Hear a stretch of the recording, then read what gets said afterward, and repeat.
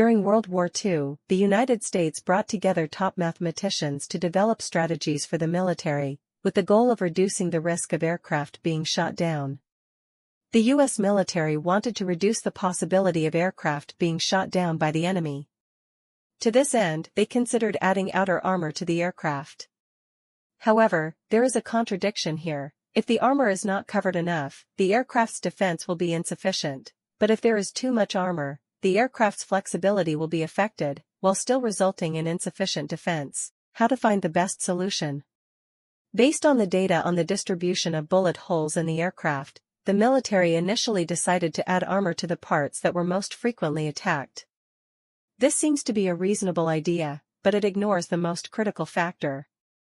Faced with the traditional ideas of the military, mathematician Wald proposed an innovative way of thinking, as unique as a rhino independently looking for water in the vast grassland, challenging the conventional thinking mode. This mathematical genius proposed that armor should be added to the parts of the aircraft that were not hit, especially the engine. His concept is to focus on those subtle details. He explained that the probability of being attacked in various parts of the aircraft is actually the same. So why are there fewer bullet holes in the engine?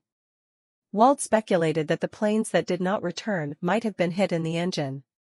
Because as long as the engine is fine, the plane can return safely even if the fuselage is full of bullet holes. But if the engine is damaged, the plane will hardly be able to return to the base.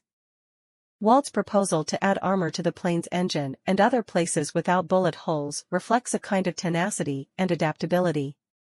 This way of thinking is like the survival strategy shown by rhinos when encountering extreme conditions in nature.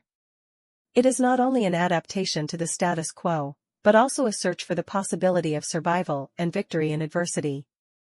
By adding protection to key parts, the survival rate of aircraft can be maximized even with limited resources. This protective behavior, like the rhinoceros protecting its most vulnerable parts when facing predators, reflects the wisdom and strategy in ensuring overall safety. Wald's suggestion was eventually adopted by the U.S. military, which not only demonstrated the practical application of statistics in war, but also a successful challenge to traditional thinking patterns. Bullet hole thinking reminds us that when facing complex problems, we need to adopt a more in-depth and comprehensive way of thinking to find truly effective solutions. Although it is difficult to determine exactly how many fighter planes were saved by Wald's suggestion, this innovative idea undoubtedly had a significant impact on the outcome of the war. If you like our views, please click to subscribe.